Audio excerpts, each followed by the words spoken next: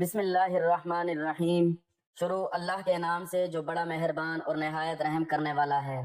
سوتے وقت بچے کے سر پر ہاتھ رکھ کر 5 بار یہ دعا پڑھ لو، بچہ نہایت نیک ہو جائے گا، آپ کی ہر بات مانے گا۔ محترم ناظرین، تمام تعریفیں اللہ کے لیے ہیں، وہی نیک لوگوں کا ولی ہے۔ میں گواہی دیتا ہوں کہ اللہ کے سوا کوئی معبود برحق نہیں، وہ یکتا ہے، اس کا کوئی شریک نہیں۔ اور میں یہ بھی گواہی دیتا ہوں کہ ہمارے نبی محمد صلی اللہ علیہ وآلہ وسلم اللہ کے بندے اور اس کے رسول ہیں۔ یا اللہ ان پر، ان کی آل پر اور تمام صحابہ کرام پر رحمتیں، سلامتی اور برکتیں نازل فرما۔ محترم ناظرین، اولاد کی نافرمانی کی شکایت تقریباً تمام والدین کو ہوتی ہے، اور یہ ایسا فعل ہے کہ جس کی وجہ سے والدین کو سخت پریشانی ہوتی ہے۔ والدین جو بچوں کی پرورش کرتے ہیں ان کے لیے اپنے دن رات ایک کرتے ہیں، اپنے اوپر تکالیف برداشت کر کے اولاد کی ضروریات کو پورا کرتے ہیں، لیکن جب بچے تھوڑے سے بڑے ہو جائیں تو والدین کی نافرمانی شروع کر دیتے ہیں۔ ایسے میں والدین کے دل پر جو گزرتی ہے وہ والدین ہی جانتے ہیں۔ اگر آپ بھی اپنے بچوں کی نافرمانی سے پریشان ہیں اور آپ کے بچے آپ کی بات نہیں مانتے تو آج کا یہ وظیفہ آپ کے لیے ہے۔ محترم ناظرین، نافرمان اولاد ساری زندگی کا روگ ہوتی ہے۔ والدین کے حکم کی تعمیل نہ کرنے والی اولاد کے رنج سے اچھا بھلا انسان پریشان ہو کر بہت سے غلط اقدامات اٹھاتا ہے، جس سے بعد ازاں اولاد بھی تکلیف اٹھا سکتی ہے۔ نافرمان اولاد گمراہ ہو جاتی ہے۔ بہت سے والدین ایسی اولاد کے ہاتھوں مارے بھی جاتے ہیں جو جرائم میں ملوث ہو جاتے ہیں اور نشے بھی کرتے ہیں، تو ان کی وجہ سے انہیں عدالتوں میں خوار ہونا پڑتا ہے۔ ایسی اولاد تعلیم سے بھی محروم ہو جاتی ہے، لیکن کئی صورتوں میں پڑھی لکھی اولاد کے ہاتھوں بھی والدین کو تکلیف اٹھانی پڑتی ہے۔ یہ کتنی ظلم اور شرم کی بات ہے کہ والدین جنہوں نے پال پوس کر اپنے منہ کا لقمہ اولاد کے منہ میں ڈالا، اسے پالا ہوتا ہے، وہی ان کے بڑھاپے کا سہارا نہیں بن پاتی۔ والدین کو چاہیے کہ وہ خود ایسے حالات پیدا نہ ہونے دیں۔ اگر اولاد میں گستاخی اور نافرمانی کا رویہ دیکھیں تو فوراً اللہ سے رجوع کریں اور یہ عمل شروع کر دیں۔ دور حاضر میں ایک گھر میں نہیں، ایک ملک میں نہیں بلکہ پوری دنیا میں لوگ اس مسئلے کو لے کر بہت زیادہ پریشان ہیں کہ جیسے ہی بچے بڑے ہوتے ہیں تو ان کو ایک ہی شکایت ہوتی ہے کہ اولاد ماں باپ کا کہنا نہیں مانتی، بدتمیزی کرتی ہے، اپنی منمانیاں کرتی ہے، جس کی وجہ سے والدین کو کافی پریشانی کا سامنا کرنا پڑتا ہے۔ والدین اولاد کو کچھ نہیں کہتے اس ڈر سے کہ وہ کچھ کر نہ بیٹھیں۔ ہمارے معاشرے میں ایسے واقعات ہو رہے ہیں کہ اگر والدین اپنے بچوں کو کچھ نصیحت کر لیں، یعنی کچھ اچھے کام کرنے کی نصیحت کریں اور وہ برے کاموں سے روکیں، تو اولاد خودکشی کر لیتی ہے۔ وہ بچے اپنی جان اپنے ہاتھوں سے دے دیتے ہیں، جس کے نتیجے میں ماں باپ اپنی اولاد کو کھو بیٹھتے ہیں۔ والدین کو پچھتانے کے سوا کچھ نہیں ملتا۔ ایسے والدین جو اس پریشانی کا شکار ہیں اور اس پریشانی کو چھوڑ دیں، اس وظیفے کو کر لیں، انشاءاللہ بچہ جلد ہی فرمانبردار بن جائے گا۔ یہ ایک ایسا عمل ہے کہ بچہ دن رات فرمانبردار رہے گا، بچہ دین کے تمام کاموں میں زیادہ توجہ دے گا اور آپ کے ہر حکم کو سر آنکھوں پر لے گا انشاءاللہ۔ وہ بچہ جس کے کانوں میں یہ وظیفہ جائے گا، جس کے دل میں یہ پانی جائے گا اور آپ کے حکم کے بغیر ایک قدم بھی نہیں اٹھائے گا، وہ والدین جو اس پریشانی کا سامنا کر رہے ہیں وہ اس وظیفے کا 7 دن مسلسل پابندی سے اہتمام کریں، انشاءاللہ نافرمان اولاد جلد ہی فرمانبردار ہو جائے گی اور آپ کے جائز مقاصد بھی اس وظیفے سے پورے ہوں گے۔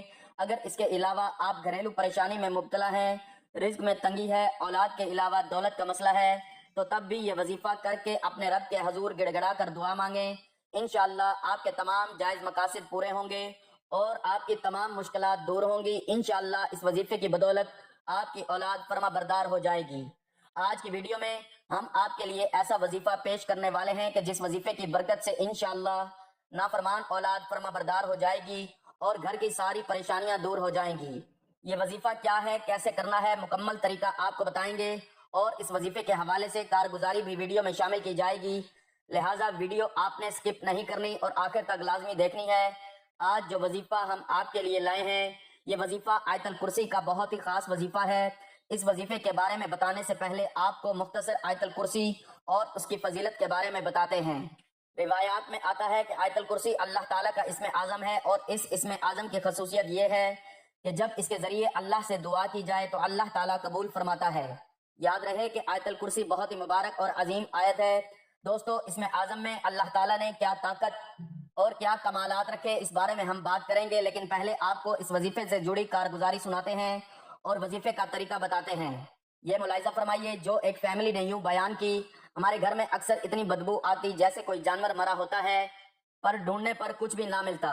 بچے دوسرے دن بیمار رہتے، کاروبار میرا بند ہونے کو تھا، کچھ سمجھ نہیں آ رہا کہ کیا ہو رہا ہے۔ میرے لیے سب سے بڑی پریشانی یہ تھی کہ ہماری اولاد ہمارا کہنا نہیں مانتی تھی، ہر بات پر وہ انکار کر دیتی، ان کو ڈانٹ سے بھی کچھ اثر نہیں ہو رہا تھا۔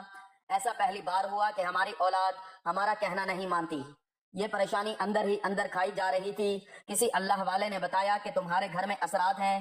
انہوں نے بتایا کہ اگر بچہ آپ کا کہنا نہیں مان رہا تو سوتے وقت بچے کے سر پر ہاتھ رکھیں اور 5 بار یہ آیت پڑھیں، انشاءاللہ بچہ بات مانے گا اور گھر کے سارے نظام بھی سیدھے ہونا شروع ہو جائیں گے۔ ہم نے ایسا ہی کیا۔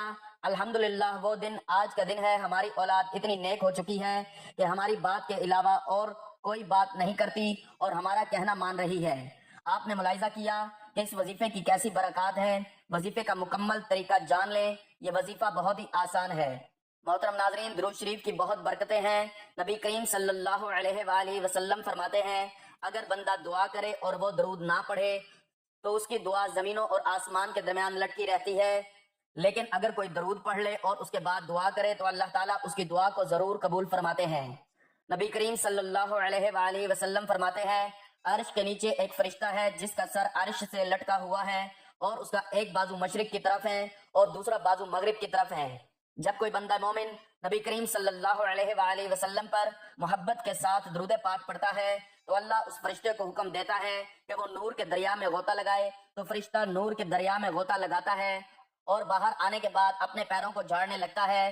نبی کریم صلی اللہ علیہ وآلہ وسلم فرماتے ہیں، جب وہ اپنے پیروں کو جھاڑتا ہے اس کے پیروں سے نور کے قطرے گرتے ہیں اور ہر قطرے سے اللہ تعالیٰ فرشتے پیدا فرماتے ہیں، اور جتنے ہزاروں لاکھوں کروڑوں فرشتے پیدا ہوتے ہیں تو وہ سب کے سب قیامت تک اس کا نام لے کر مغفرت کی دعائیں کرتے رہتے ہیں جس کے درود سے وہ پیدا ہوئے ہیں۔ سوچئے، آپ کے درود سے فرشتے پیدا ہوتے ہیں۔ سبحان اللہ، میرے اللہ کی شان۔ جب حضرت آدم علیہ السلام اور اماں حوا علیہ السلام کا نکاح ہوا تو اللہ نے کہا، آدم نکاح کے بعد میرے محبوب پر مہر کے طور پر درود پڑھو۔ حضرت آدم علیہ السلام نے درود پڑھا تو اماں حوا حلال ہو گئی تو دنیا بحال ہو گئی۔ محترم ناظرین، ویسے تو درود پاک پڑھنے کے بہت سارے فوائد ہیں جن کو سارا بتانا بہت مشکل ہے، لیکن ہم چند فائدے آپ کو آج کی ویڈیو میں بتاتے ہیں۔ اللہ تعالیٰ نے قرآن کی سورۃ احزاب میں محمد صلی اللہ علیہ وآلہ وسلم پر درود بھیجنے کا حکم دیا ہے۔ بے شک اللہ اور اس کے فرشتے درود بھیجتے ہیں نبی کریم صلی اللہ علیہ وآلہ وسلم پر۔ اے ایمان والو، تم بھی ان پر درود بھیجو اور سلام بھیجو۔ جو محمد صلی اللہ علیہ وآلہ وسلم اور ان کی آل پر ایک مرتبہ درود بھیجتا ہے، اللہ اس کے اوپر 10 درود بھیجتے ہیں، اس کے 10 گناہ معاف فرماتے ہیں اور 10 نیکیاں اس کی لکھ دیتے ہیں۔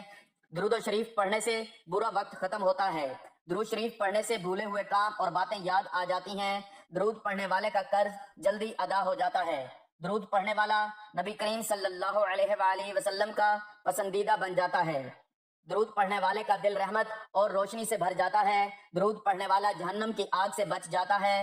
درود پاک کو لگاتار پڑھنے سے سبھی جائز دعا پوری ہو جاتی ہیں۔ درود پڑھنے والے کے دل میں اللہ اور محمد صلی اللہ علیہ وآلہ وسلم کے لیے محبت پیدا ہو جاتی ہے۔ درود شریف گناہوں کا کفارہ ہے۔ درود شریف سے عمل پاک ہوتا ہے۔ درود شریف سے آنکھوں کو نور ملتا ہے۔ درود پڑھنے سے جنت کے درجات بلند ہوتے ہیں۔ یہ عمل بندے کو جنت کے راستے پر ڈال دیتا ہے۔ درود شریف پڑھنے کی وجہ سے بندہ آسمان اور زمین میں قابل تعریف ہو جاتا ہے۔ درود پاک پڑھنے والے سے آپ صلی اللہ علیہ وآلہ وسلم محبت فرماتے ہیں۔ جو شخص درود شریف کو ہی اپنا وظیفہ بنا لیتا ہے، اللہ پاک اس کی دنیا و آخرت کے سارے غم اپنے ذمہ لے لیتے ہیں۔ محترم ناظرین، ویسے تو درود شریف جتنا پڑھیں اتنا اچھا ہے، لیکن ادھر درود پاک پڑھنے کے لیے کچھ خاص وقت بہترین مانے جاتے ہیں، جیسے کہ 5 نمازوں کے بعد، اذان کے بعد، مسجد میں داخل ہوتے وقت اور باہر جاتے وقت، وضو کرتے وقت اور وضو ہونے کے بعد محمد صلی اللہ علیہ وآلہ وسلم کا نام لکھنے اور کہنے پر درود پاک پڑھنا سب سے اچھا مانا جاتا ہے۔ دعا مانگتے وقت، مصیبت کے وقت، گھر میں داخل ہوتے وقت، صبح اور شام کے وقت، چھینک آتے وقت، سودا یا مول بھاؤ کرتے وقت۔ علامہ محمد ابن ابی بکر رحمۃ اللہ علیہ نے درود پاک پڑھنے کے 40 فوائد ذکر کیے ہیں، ذیل میں اس کا تذکرہ کیا جاتا ہے۔ درود پاک پڑھنے سے اللہ تعالیٰ کے حکم پر عمل ہوتا ہے۔ نبی کریم صلی اللہ علیہ وآلہ وسلم پر درود بھیجنے میں اللہ تعالیٰ کے موافقت ہوتی ہے۔ فرشتوں کے درود بھیجنے کے عمل میں بھی یہ بندہ شامل ہو جاتا ہے۔ ایک مرتبہ درود پاک پڑھنے والے پر اللہ تعالیٰ کی 10 رحمتیں نازل ہوتی ہیں اس کے دست درازی بلند کر دیے جاتے ہیں، 10 نیکیاں لکھی جاتی ہیں، 10 گناہ معاف کر دیے جاتے ہیں۔ دعا سے پہلے درود شریف پڑھنے سے دعا کی قبولیت کا امکان زیادہ ہوتا ہے۔ اذان کے بعد کی وسیلہ کی دعا کے ساتھ یا الگ کر کے درود پاک پڑھا جائے تو قیامت کے روز آپ صلی اللہ علیہ وآلہ وسلم کی شفاعت نصیب ہوگی۔ یہ گناہوں کی بخشش کا دریا ہے، بندے کی ضروریات کے لیے اللہ تعالیٰ کے کفیل بن جانے کا ذریعہ ہے، قیامت کے روز نبی کریم صلی اللہ علیہ وآلہ وسلم کے قرب کا ذریعہ ہے، تنگ دست آدمی کے لیے صدقہ کرنے کے قائم مقام بن جاتا ہے، ضرورتوں کو پورا ہونے کا سبب ہے۔ درود پڑھنے والے پر اللہ کی رحمت اور فرشتوں کی طرف سے رحمت کی دعا کی جاتی ہے۔ یہ درود بھیجنے والے کی پاکیزگی اور طہارت کا ذریعہ ہے، موت سے پہلے جنت کی بشارت کا ذریعہ ہے، قیامت کی ہولناکیوں سے بچنے کا ذریعہ ہے۔ آپ صلی اللہ علیہ وآلہ وسلم پر درود اور سلام بھیجنے والے کا رسول اللہ صلی اللہ علیہ وآلہ وسلم جواب دیتے ہیں۔ اسی طرح درود شریف آپ صلی اللہ علیہ وآلہ وسلم کے جواب کا سبب ہے، بھولی ہوئی چیز کو یاد دلانے کا سبب ہے، درود شریف پڑھنا مجلس کے اچھے ہونے کا سبب ہے، اور قیامت میں درود شریف پڑھنے والوں کے لیے حسرت و ندامت سے چھٹکارے کا ذریعہ ہے۔ درود پڑھنے والے کے لیے محتاجی و فقیری سے چھٹکارا ہے۔ رسول اللہ صلی اللہ علیہ وآلہ وسلم کا نام مبارک آنے پر درود شریف پڑھنے والا بلاؤں سے محفوظ ہو جاتا ہے۔ آپ صلی اللہ علیہ وآلہ وسلم کا نام مبارک آنے پر درود شریف نہ پڑھنے پر جو وعید آئی ہے اس وعید سے نجات نصیب ہوگی۔ درود شریف پڑھنے والا جنت کا راستہ پا لیتا ہے، درود شریف نہ پڑھنے والا جنت کا راستہ بھٹک جاتا ہے۔ ایسی مجلس جس میں اللہ اور اس کے رسول صلی اللہ علیہ وآلہ وسلم کا ذکر ہو اور نہ ہی اس میں اللہ کی تعریف اور آپ صلی اللہ علیہ وآلہ وسلم پر درود ہو تو وہ مجلس قبولیت کا درجہ نہیں پاتی ہے۔ درود شریف پڑھنے سے تعفن سے نجات ملتی ہے۔ جس کلام کی ابتدا اللہ کی تعریف اور رسول اللہ صلی اللہ علیہ وآلہ وسلم پر درود شریف پڑھنے سے ہو تو وہ کلام پایہ تکمیل تک پہنچتا ہے۔ پل صراط پر بندے کے نور جس کے ذریعے پل صراط پر گزرنا آسان ہوتا ہے، درود پاک پڑھنے کا سبب ہوتا ہے۔ درود پڑھنے والا دل کی سختی سے محفوظ ہو جاتا ہے۔ آسمان و زمین والوں میں سے درود شریف پڑھنے والے پر اللہ رب العزت اپنی رحمت نازل فرماتے ہیں۔ درود شریف پڑھنے والے کی شخصیت، اس کے عمل، اس کی عمر اور اس کے کام کاج میں برکت آتی ہے۔ درود پاک پڑھنے والے پر اللہ کی رحمت متوجہ ہوتی ہے۔ درود پاک پڑھنا نبی کریم صلی اللہ علیہ وآلہ وسلم سے دعا میں محبت اور اس کے بڑھنے کا ذریعہ ہے۔ نبی کریم صلی اللہ علیہ وآلہ وسلم کے درود شریف پڑھنے والے سے محبت کا ذریعہ ہے۔ یہ بندے کی ہدایت اور دل کی بندگی کا ذریعہ ہے۔ اس کے ذریعے بندے کا نام اور تذکرہ حضور پاک صلی اللہ علیہ وآلہ وسلم کے سامنے کیا جاتا ہے۔ پل صراط پر ثابت قدمی اور اس سے کامیابی سے گزرنے کا ذریعہ ہے۔ درود پڑھنے والا بہت تھوڑا ہی صحیح مگر حضور صلی اللہ علیہ وآلہ وسلم کا حق ادا کرنے اور حضور صلی اللہ علیہ وآلہ وسلم کی وجہ سے جو احسانات اللہ نے ہم پر کیے ہیں ان کا حق ادا کرنے کا ذریعہ ہے۔ اس سے اللہ کا ذکر اور اس کا شکر بھی ادا ہو جاتا ہے، اور آپ صلی اللہ علیہ وآلہ وسلم کو بھیج کر جو احسان اللہ تعالیٰ نے اپنے بندوں پر کیا ہے بندے کو اس کا احساس بھی ہو جاتا ہے۔ بندے کا درود پڑھنا دراصل اپنے رب سے دعا کرنا ہے کہ اے اللہ اپنے خلیل کی تعریف و توصیف فرما۔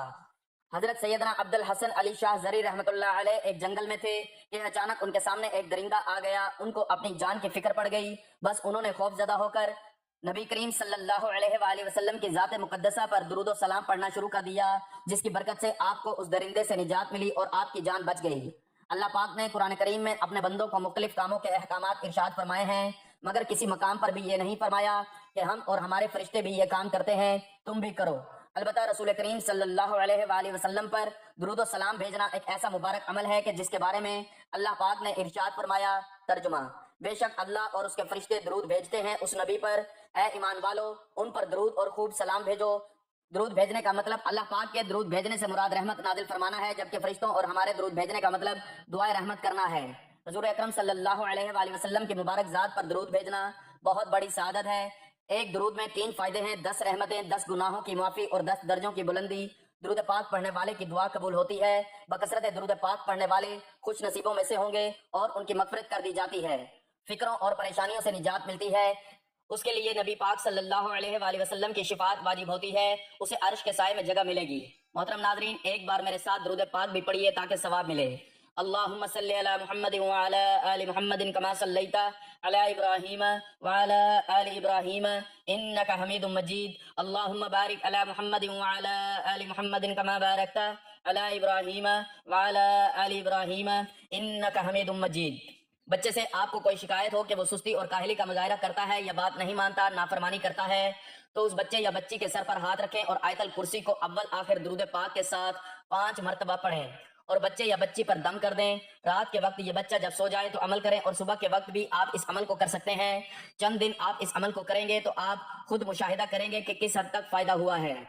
یہ عمل بہت ہی مجرب اور آزمودہ ہے۔ اس عمل کے حوالے سے کارگزاری آپ نے ملاحظہ کی ہے کہ آیت الکرسی میں اسم اعظم موجود ہے۔ یہ آپ کو اسم اعظم کی طاقت کے بارے میں چند روایات بتاتے ہیں تاکہ آپ کو اس وظیفے کی طاقت کا مزید یقین اور بھروسہ ہو سکے۔ یاد رہے کہ ان کلمات کے علاوہ اور بھی بہت سے کلمات کے بارے میں یہ فرمایا گیا ہے کہ یہ کلمات اسم اعظم ہیں۔ ان روایات میں آیت الکرسی کے شروع کے کلمات کی بھی تصدیق موجود ہے۔ یہ تمام کلمات جو ان روایات میں نقل کیے گئے ہیں، ان کلمات کو یاد کر لینا چاہیے اور ان تمام کلمات کو اپنی دعا کا حصہ لازمی بنانا چاہیے۔ ان کلمات کے وسیلے سے دعا کرنے سے آپ کی دعا انشاءاللہ ضرور پوری ہوگی۔ تو چلیے یہ روایات آپ کو بتاتے ہیں۔ ان روایات سے یہ اندازہ بھی ہوتا ہے کہ اسم اعظم میں اللہ تعالیٰ نے کیا طاقت اور کیا کمالات رکھے ہیں، اس لیے ان روایات کو غور کے ساتھ آخر تک ضرور ملاحظہ کیجیے۔ حضرت ابو ہریرہ رضی اللہ تعالیٰ عنہ سے روایت ہے کہ رسول اللہ صلی اللہ علیہ وآلہ وسلم نے ایک کوئی دعائے کلمات کہتے ہوئے سنا جس کا ترجمہ ہے: اے اللہ، میں تجھ سے گواہی دیتے ہوئے سوال کرتا ہوں کہ تو ہی اللہ ہے، تیرے سوا کوئی معبود نہیں، تو ایسا اکیلا ہے اور تیرا ہم مثال کوئی نہیں۔ تو فرمایا تو نے اللہ سے اس کے اسم اعظم کے واسطے سے سوال کیا، اس کے ساتھ اگر سوال کیا جائے تو وہ دیتا ہے اور دعا کی جائے تو قبول فرماتا ہے۔ اسی طرح حضرت معاذ بن جبل رضی اللہ تعالیٰ عنہ سے روایت ہے، وہ کہتے ہیں کہ نبی صلی اللہ علیہ وآلہ وسلم نے ایک شخص کو کہتے ہوئے سنا: یا ذوالجلال والاکرام، تو فرمایا مانگ، تیرا سوال قبول ہو جائے گا۔ ایک حدیث میں ابو امامہ رضی اللہ تعالیٰ عنہ سے روایت ہے، وہ کہتے ہیں رسول اللہ صلی اللہ علیہ وآلہ وسلم نے فرمایا: اللہ تعالیٰ کا ایک خاص فرشتہ ہے جو اس شخص پر مقرر ہے جو یا ارحم الراحمین کہتا ہے۔ جو یہ 3 بار کہتا ہے تو اللہ تعالیٰ فرماتا ہے ہماری رحمت تیری طرف متوجہ ہے، مانگ جو مانگنا ہے۔ ایک اور روایت میں اللہ عز و جل سے سوال کیا کہ مجھے اپنا وہ نام دکھا دیں جس کے ساتھ اس سے دعا کی جائے تو قبول کریں، تو میں نے آسمان کے ستاروں پر لکھا ہوا دکھایا: یا بدیع الارض یا ذوالجلال والاکرام۔ اس آیت میں اللہ عز و جل کی عظمت اور شان، اس کی پاکی کا بیان ہے۔ چنانچہ ارشاد فرمایا کہ اللہ عز و جل کی شان یہ ہے کہ وہ بغیر کسی نمونے اور مثال کے آسمانوں اور زمین کے بنانے والا ہے۔ اس کی دوسری شان یہ ہے کہ وہ اولاد سے پاک ہے، کیونکہ اس کی اولاد کیسے ہو سکتی ہے حالانکہ اس کی بیوی ہی نہیں، اور عورت کے بغیر اولاد نہیں ہوتی۔ اور روزہ اس کی شان کے لائق نہیں، کیونکہ کوئی شے اس کی مثال نہیں، اور اولاد نہ ہونے کی ایک دلیل یہ ہے کہ اس نے ہر شے کو پیدا کیا، تو جو کچھ ہے وہ سب اس کے لوگ ہیں، اور مخلوق اولاد نہیں ہو سکتی، تو کسی مخلوق کو اولاد بتانا باطل ہے۔ اور پھر ایک آیت میں فرمایا کہ یہ اللہ عز و جل تمہارا رب ہے جس کی صفات ذکر کی گئیں، اور جس کی یہ صفات ہوں وہی مستحق عبادت ہے، لہٰذا تم صرف اسی کی عبادت کرو۔ آخر میں میری اللہ تعالیٰ سے دعا ہے کہ اے اللہ جن کے جو کام رکے ہوئے ہیں وہ پورے کر دے، اے اللہ بچھڑے ہوئوں کو ملا دے، اے اللہ شادی شدہ جوڑوں میں محبت اور خلوص پیدا کر دے اور ان کی زندگیوں میں برکت ڈال دے، اے اللہ تمام لڑکے اور لڑکیوں کے نصیب اچھے کر دے، اے اللہ جو قرض کے بوجھ تلے دبے ہوئے ہیں ان کا قرض جلد سے جلد ادا کروا دے، شیطان سے ہماری حفاظت فرما، اے اللہ حلال رزق کمانے کی توفیق عطا فرما، اے اللہ اولاد کو ماں باپ کا فرما بردار بنا، آمین ثم آمین۔ دعا ہے کہ اللہ تعالیٰ میرا سنانا اور آپ کا سننا اپنی بارگاہ میں قبول و منظور فرمائے، آمین۔ ناظرین گزارش ہے کہ اللہ تعالیٰ کے 99 ناموں میں سے کوئی ایک نام لکھ کر کمنٹس میں ضرور شیئر کریں۔ اللہ تعالیٰ ہم سب کا حامی و ناصر ہو، آمین، جزاک اللہ۔